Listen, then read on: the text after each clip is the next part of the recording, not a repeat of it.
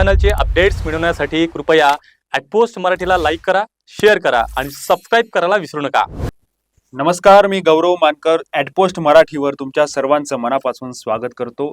बऱ्याच दिवसानंतर आम्ही तुमच्या समोर येत आहेत आणि एक मोठी बातमी घेऊनच तुमच्या समोर येत आहेत आणि ती म्हणजे शिक्षण क्षेत्रातीलच बातमी आहे।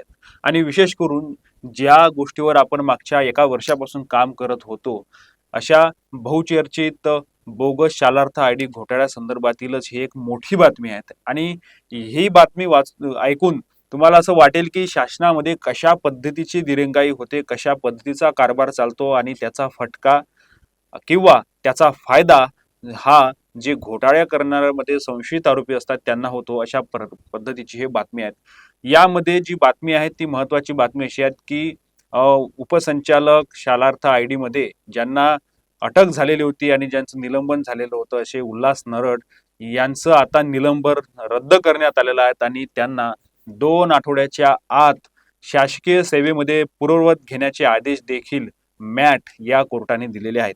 महाराष्ट्र प्रशासकीय प्राधिकरण म्हणजेच मॅट यामध्ये हे केस चालली होती आणि या मॅटच्या न्यायाधीशांनी अशा पद्धतीचे आदेश दिलेले आहेत आणि फक्त उल्हास नरड यांचाच आदेश नाही तर त्यांच्यासोबत आणखी जे 2 लिपिक होते यामध्ये संजय बोदनकर आणि सूरज नाईक यांचा समावेश आहे आणि या तिघांनाही 2 आठवड्याच्या आत सेवेमध्ये पूर्ववत करण्याचे आदेश दिलेले आहेत। त्यामुळे आता संशयित आरोपी म्हणून ज्यांच्याकडे पाहिलं जात होतं, ज्यांना निलंबित केलं होतं, आता अशा पद्धतीचे आदेश आले।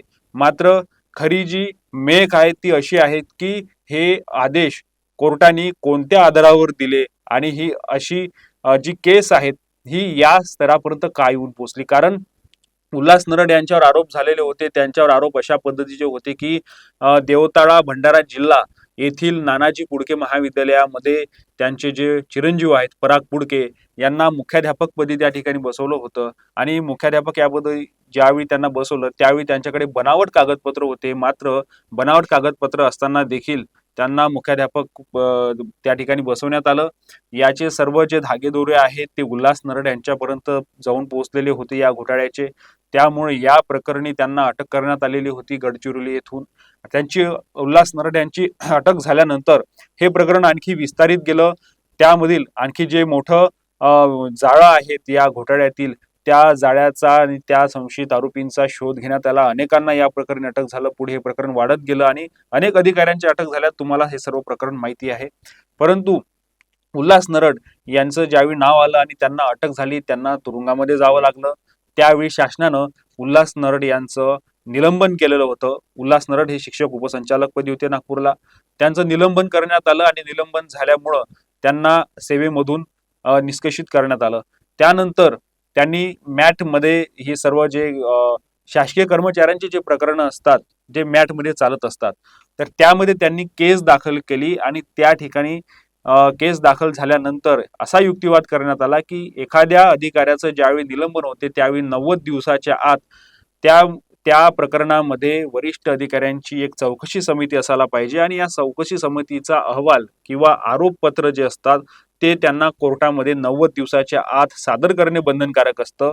मात्र या प्रकरणी पूर्णपणे दिरंगाई करण्यात आली। आता ती जाणीवपूर्वक करण्यात आली का किंवा शिक्षण खात्यामध्ये अधिकाऱ्यांची कमतरता होती त्यामुळे अशा प्रकार घडला हे बघावं लागणार आहे। आणि 90 दिवसामध्ये त्यांनी कुठलाही या पद्धतीचा आरोपपत्र कोर्टामध्ये सादर केलं नाही आणि हाच एक महत्त्वाचा मुद्दा त्यांनी पकडला आणि कोर्टाच्या निदर्शनास आणून दिलं की हा जो घोटाळा आहे यामध्ये संशयित आरोपीला विनाकारण गोवण्यात येत आहेत आणि त्यांना जर का तशा पद्धतीचे त्यांच्यावर आरोप आहेत आणि त्या पद्धतीचा जर का त्यांनी घोटाळा केला आहे तर मग 90 दिवसाच्या आत समितीने चौकशी का केली नाही, हा महत्त्वाचा मुद्दा उल्हास नरड यांच्या वकिलांनी उपस्थित केला आणि त्याच मुद्द्याच्या आधारावर उल्हास नरड, संजय बोदनकर आणि सूरज नाईक यांना सेवेमध्ये पूर्ववत करण्याचे आदेश दिले आणि त्यांना 2 आठवड्याच्या आत त्यांना सेवेत पूर्ववत घ्या। आता सेवेत पूर्ववत म्हणजे ज्या पदावर ते होते त्या पदावर घ्या अशा पद्धतीचा आदेश आहे। त्यामुळे त्यांना शिक्षण उपसंचालक परत देतील का, हा महत्त्वाचा मुद्दा आहे।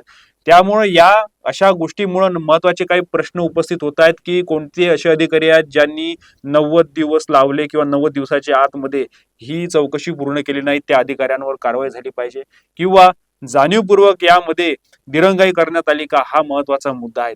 जर का जाणीवपूर्वक दिरंगाई करण्यात आली तर ते कोणते अधिकारी आहेत त्यांना देखील दोषी पकडलं पाहिजे. आता यामध्ये वरच्या कोर्टामध्ये म्हणजे हायकोर्टामध्ये जाण्याचा जो अधिकार आहे तो शिक्षण आयुक्तांना आहे, कमिशनर यांना आहेत, पुण्याचे जे कमिशनर आहेत त्यांना आहेत. त्यामुळे आता ते या प्रकरणी काय डिसिजन घेतात हे बघणं महत्वाचं आहे. आणि त्यामुळं महाराष्ट्राचे मुख्य सचिव आहेत त्यांना देखील यशवंत मानकर हे जे सामाजिक कार्यकर्ते आहेत त्यांनी देखील एक पत्र दिलेलं आहे.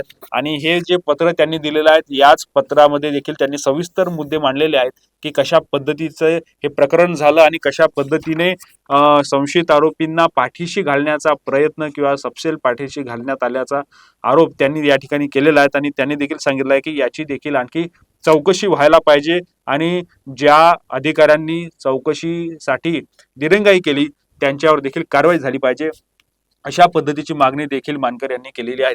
त्यामुळे हे जे प्रकरण आहेत या प्रकरणी आणखी कोणाकोणाला क्लीन चिट मिळतात किंवा कोणाकोणाचं निलंबन पुन्हा रद्द होते हे देखील बघणं महत्वाचं आहे. कारण अशा पद्धतीचे ज्यांचं निलंबन, ज्यांची अटक झाली या सगळ्यांचेच केसेस या मॅटमध्ये सुरू आहेत.